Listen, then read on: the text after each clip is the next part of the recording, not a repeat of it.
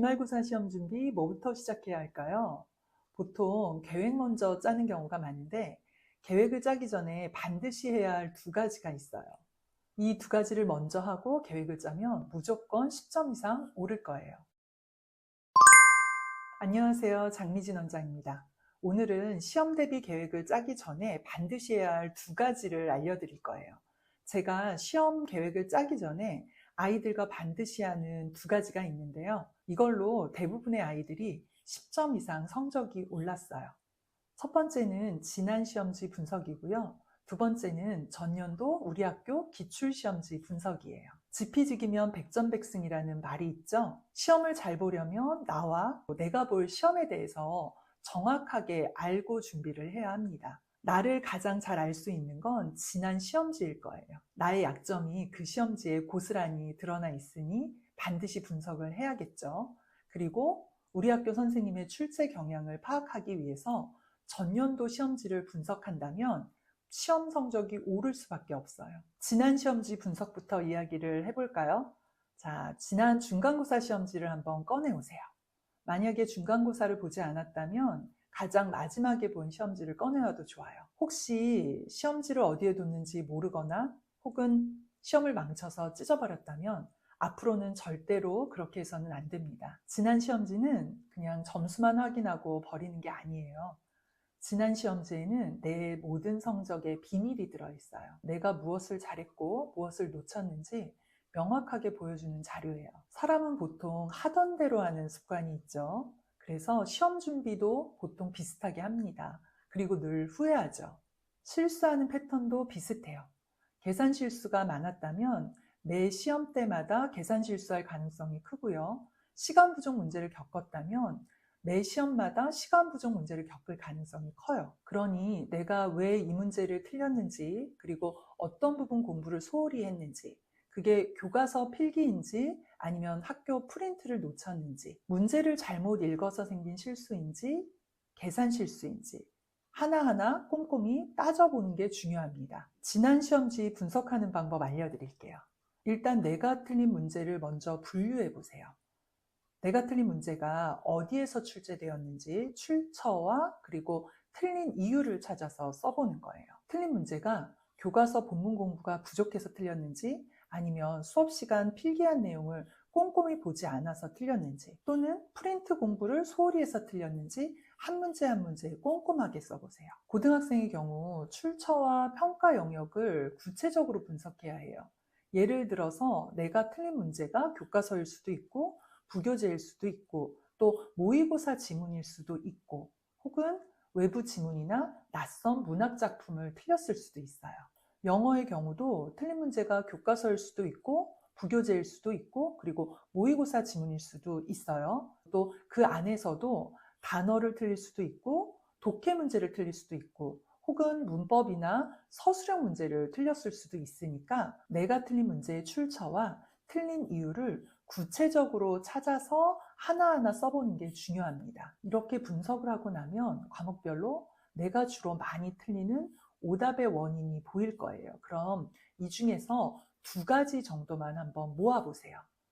예를 들어 국어의 경우 가장 많이 틀리는 원인이 교과서 지문 내용 이해 부족과 프린트 내용 암기 부족 이렇게 두 가지가 원인이었다면 그 다음은 그에 맞는 전략을 세워보는 거예요. 교과서 지문 내용 이해가 부족해서 문제를 주로 틀렸다면 이번에는 교과서 지문을 3회독 정독하고 그리고 국어 자습서로 지문 세부 설명 작은 글씨까지 꼼꼼히 2회독하기 이런 전략을 세워볼 수가 있겠죠. 프린트 내용을 제대로 암기하지 않아서 틀린 게 원인이었다면 프린트 10회독 보기 이런 전략을 세울 수 있을 거예요. 수학의 경우 시간 부족 문제가 가장 큰 원인이었다면 매일 스탑워치를 이용해서 시간을 재면서 문제풀이 연습하기 이런 전략을 세울 수 있겠죠.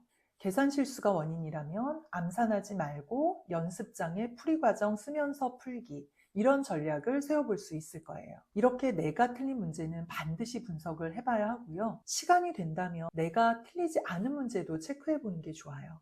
선생님들이 주로 시험을 내는 패턴도 비슷하거든요. 지난 시험 분석이 끝났다면 이번에는 작년 우리 학교 기출문제를 분석해 볼 거예요. 제 학생 중에 전과목 올백인 학생이 있어요.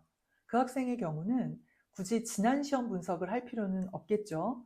하지만 시험 4주 전에 반드시 먼저 하는 일이 바로 전년도 기출시험지를 분석하는 거예요. 작년에 우리 학교 시험이 어떻게 출제되었는지 그 경향을 먼저 파악해서 계획을 짤 때 반영하는 거죠. 학교 시험은 우리 학교 선생님이 출제하시죠. 따라서 전년도 기출문제를 분석하면 선생님이 어떤 문제를 선호하시는지, 어떤 부분을 강조하시는지 알 수 있어요. 보통 이걸 학원에서 해주긴 하는데 직접 해보는 게 가장 좋아요.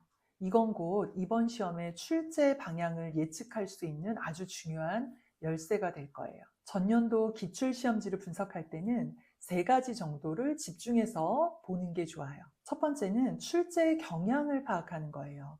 선생님이 주로 출제하시는 게 교과서 본문인지 아니면 프린트 개념인지, 문제의 난이도는 보통 문제집 수준에서 그대로인지 아니면 더 어렵게 출제되는지, 또 변형이 된다면 본문을 변형하는지, 본문은 그대로 두고 보기를 변형하는지, 어떤 유형의 문제를 주로 선호해서 출제하는지 그 경향을 먼저 파악해 보는 거예요. 두 번째는 반복 출제 문제를 확인해 보는 거예요. 기출에서 반복적으로 등장했던 개념이나 문제가 있다면 이번 시험에서도 나올 가능성이 높습니다. 세 번째는 서술형 문제 분석이에요. 특히 서술형 문제는 선생님의 출제 의도가 명확히 드러나죠. 서술형 문제 답안을 작성할 때 어떤 키워드를 반드시 넣어야 감점이 없는지를 확인해야 해요. 지난 시험 분석을 통해서 내 약점을 파악했고 전년도 학교 기출시험 분석을 해서 시험 경향을 예측했다면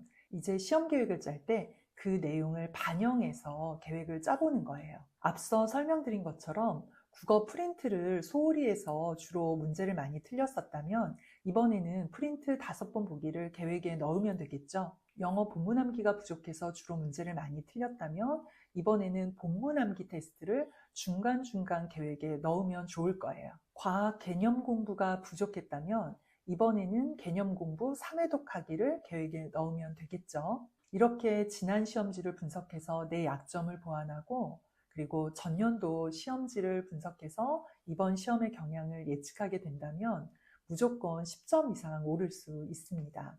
그러니 계획을 짜기 전에 꼭 한번 해보세요. 오늘은 시험 계획 세우기 전에 반드시 해야 할 2가지인 지난 시험지 분석과 그리고 전년도 우리 학교 기출시험지 분석에 대해서 이야기를 해봤는데요. 중요한 건 지금 당장 하는 거예요. 빨리 지난 시험지 가져오시고 학교 홈페이지에 들어가서 전년도 기출문제 다운받으세요. 이렇게 준비하면 누구나 10점 이상 오를 수 있습니다.